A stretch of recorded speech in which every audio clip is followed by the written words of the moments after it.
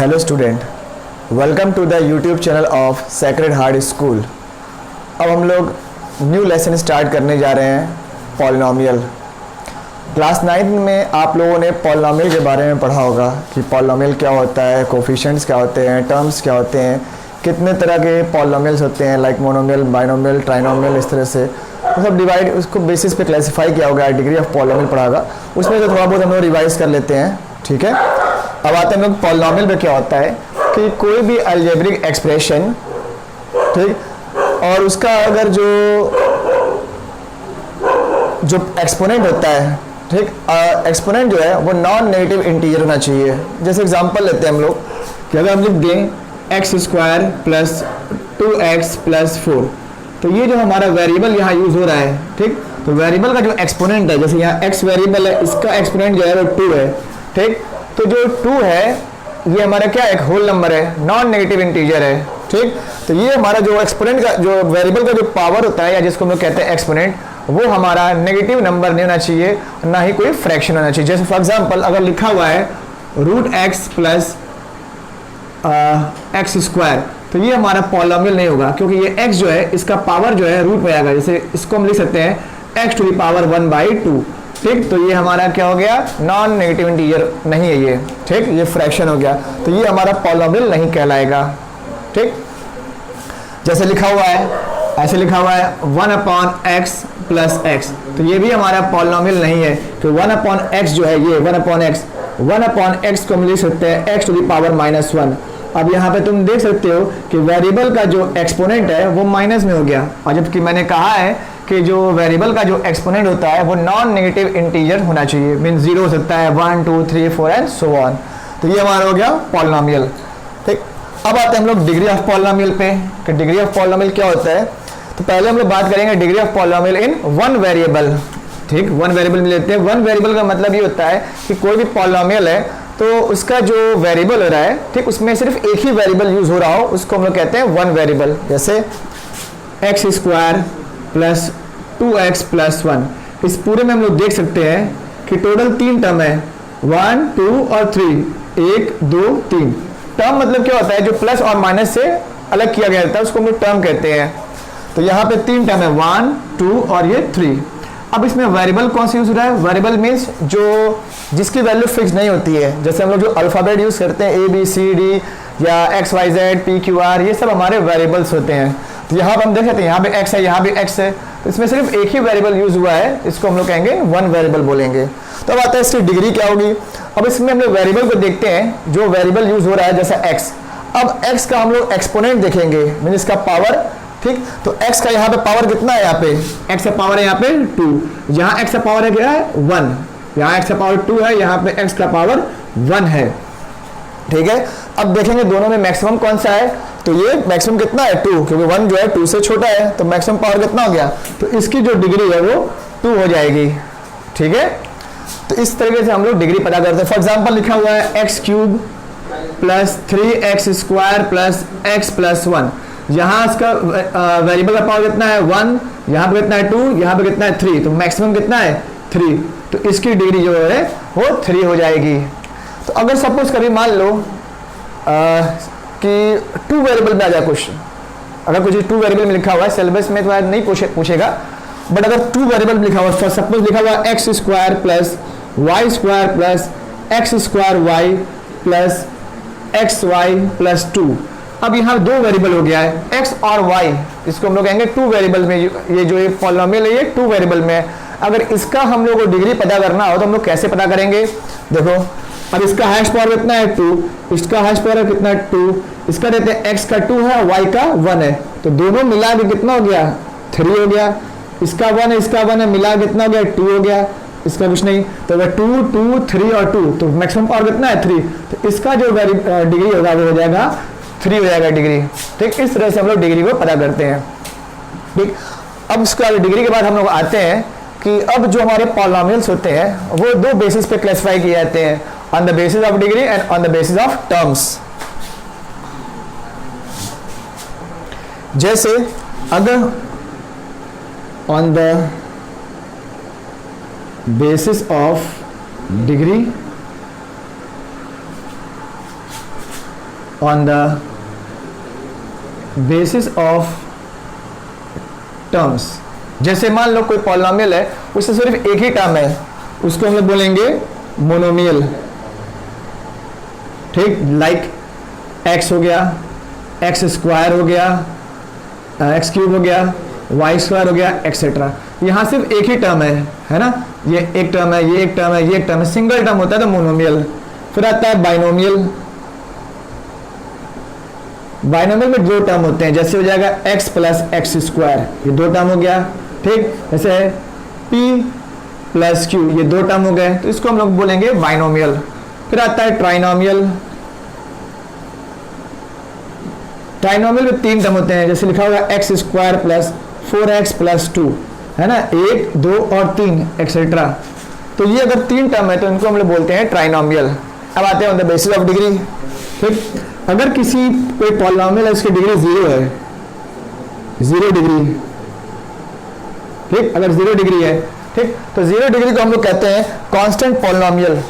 जैसे कोई नंबर लिखा हुआ है 2, तो ये भी पॉलिनोमियल है क्योंकि इसकी डिग्री है 0। जैसे हम लोग अगर बगल में लिख दें x टू द पावर 0, ठीक, किसी भी चीज के ऊपर अगर 0 पावर लगा होता है तो वो क्या आता है, 1 बन जाता है। तो ये 2 1 जा फिर 2 आ जाएगा, तो इसको हम लोग बोलेंगे 0 डिग्री पॉलिनोमियल, और इसी को हम लोग कहते हैं कांस्टेंट पॉलिनोमियल। ठीक है, तो अब 1 डिग्री पे आते हैं। अगर कोई पॉलिनोमियल है उसकी डिग्री अगर 1 है तो उसको हम लोग कहते हैं लीनियर पॉलिनोमियल। लीनियर पॉलिनोमियल, इसको हम बोलेंगे कांस्टेंट पॉलिनोमियल। ठीक है, लीनियर पॉलिनोमियल जैसे डिग्री 1 है, फॉर एग्जांपल कोई भी अगर लिखा हुआ है इस फॉर्म में ax प्लस बी, अगर ax प्लस बी के फॉर्म में लिखा हुआ और a is not equal to 0 तो उसको हम लोग बोलेंगे लीनियर पॉलिनोमियल। जैसे एग्जांपल ले लेते हैं सिंपल सा 2x प्लस 3। 2x प्लस 3 क्या हो गया, यहाँ x का जो पावर है ये यहाँ पे क्या है, 1 है। ठीक, तो इसको हम लोग बोलेंगे लीनियर पॉलिनोमियल। अब आता है 2 डिग्री का, इसको हम लोग बोलेंगे क्वाड्रेटिक पॉलिनोमियल।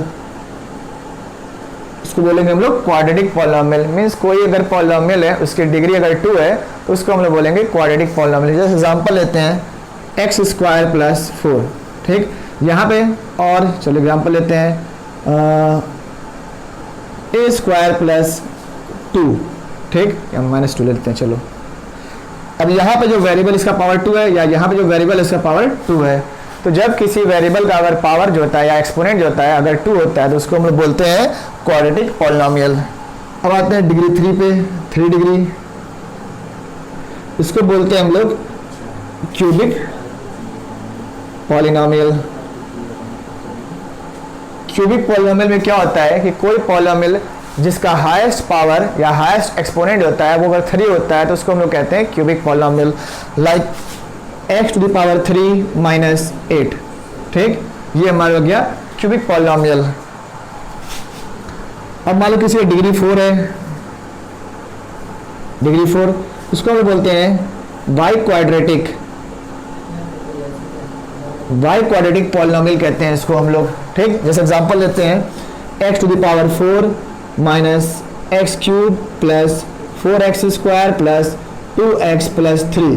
ठीक, तो इसको हम लोग बोलते हैं बाई क्वाड्रेटिक पॉलिनोमियल। इसमें तुम लोग देख सकते हो कि जो x है, x का जो पावर है हाईएस्ट पावर वो है 4, तो इसको हम बोलेंगे बाई क्वाड्रेटिक पॉलिनोमियल। अब आते हैं वैल्यू ऑफ ए पॉलिनोमियल पे। ठीक, तुमने वैसे पढ़ा होगा value of polynomial class 9th में निकालने का। फॉर एग्जांपल जैसे सपोज करते हैं कि px कोई पॉलिनोमियल है इन वेरिएबल x। px एक पॉलिनोमियल है जो वेरिएबल x में है। ठीक, अल्फा एक रियल नंबर है, तो अब इसकी वैल्यू क्या होगी, तो p alpha is equal to जो वैल्यू आएगी उसको हम लोग बोलेंगे value of the polynomial at alpha.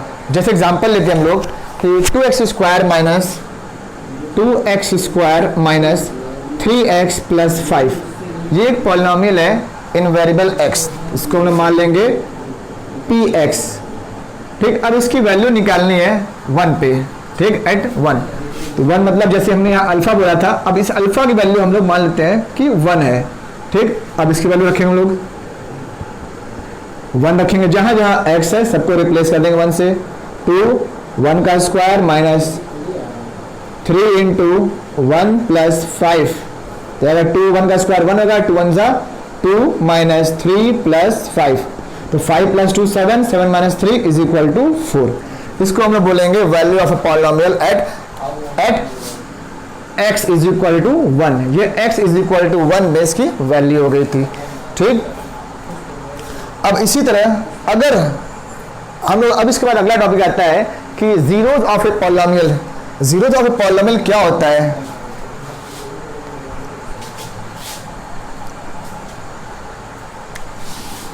अगले टॉपिक आते हैं जीरोस ऑफ ए पॉलिनोमियल।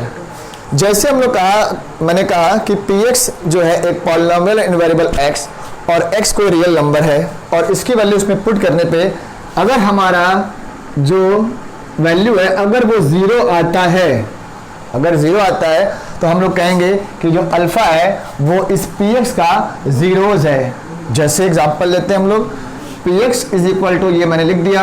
अब 1 पे हम लोग चेक करते हैं इसको। ठीक, इसमें कर देते हैं माइनस, इसको कर देते हैं प्लस। ठीक है, ठीक, अब देखो 1 पे चेक कर दें एट x इक्वल टू 1, तो 2 1 का स्क्वायर जाएगा 2 जाएगा, 3 2 plus 3 5 5 minus 5 is equal to 0। तो p1 की वैल्यू क्या आ गई? 0। तो हम लोग बोलेंगे कि x इज इक्वल टू 1, या हम लोग कहेंगे कि 1 जो है, ये 1 जो है इस पॉलिनोमियल का जीरोस है। मीन्स इसकी वैल्यू हम लोग यहाँ पुट करेंगे तो हमारा जो ये आंसर होगा, जो वैल्यू आएगी वो क्या आएगी? जीरोस। तो ये 0 आने का मतलब है कि ये 1 जो है x इक्वल टू 1, ये 1 जो है इस पॉलिनोमियल का जीरोस है। ठीक है,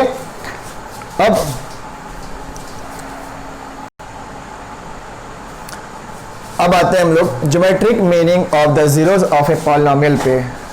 ज्योमेट्रिक मीनिंग मतलब क्या होता है कि जैसे कोई भी पॉलिनोमियल होता है तो उसको हम लोग ग्राफ पे रिप्रेजेंट कर सकते हैं।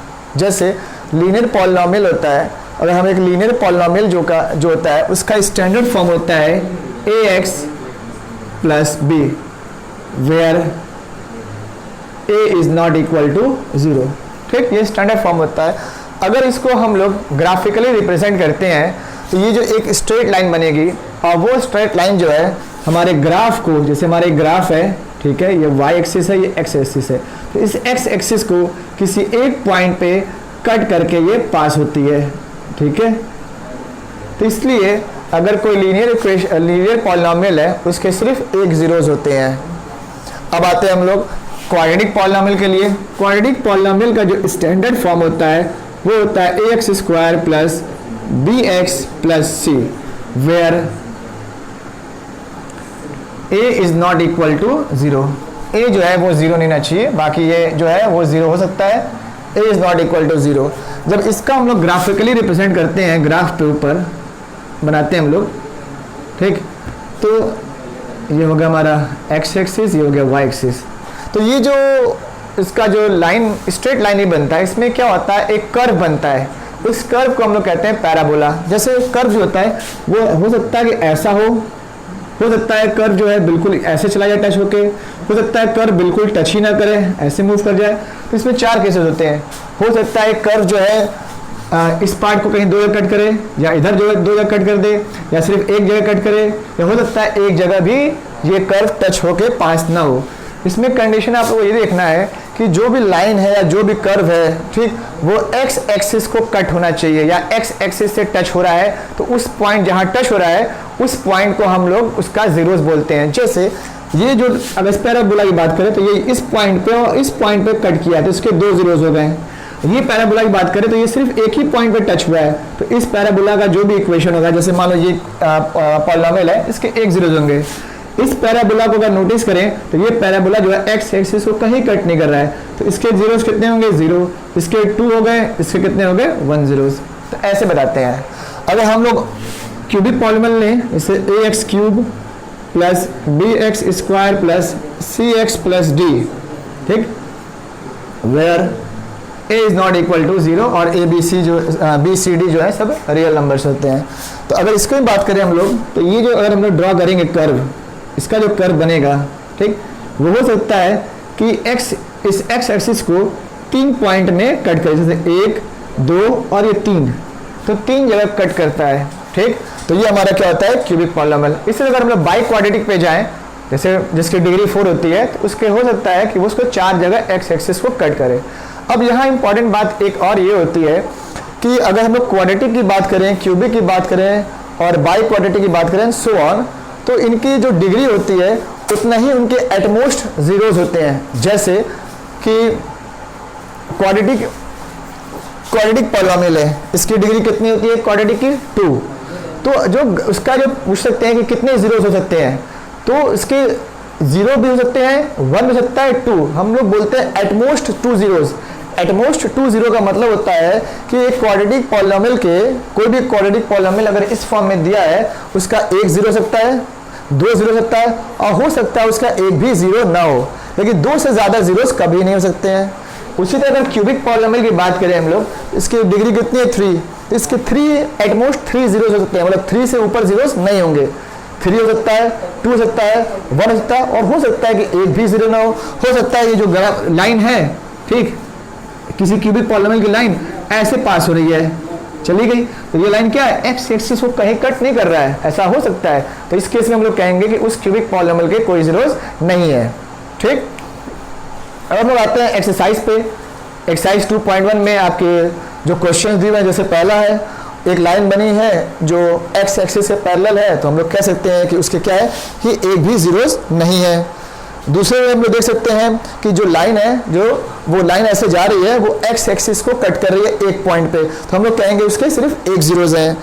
थर्ड क्वेश्चन में हम लोग देख सकते हैं लाइन 3 जगह कट कर रही है ना, लाइन ऐसे गई है, घूम के ऐसे आई है, 3 जगह एक्स एक्सिस को कट कर रही है, तो उसके 3 जीरोस हो गए, ठीक। इस तरह से आप लोग इस क्वेश्चन को सॉल्व कर लीजिएगा, ठीक। उसमें 4 है, 5 है, 6 है, 4 में 2 जीरोस हैं, ठीक, 5th क्वेश्चन में 4 जीरोस हैं, ठीक है। Thank you.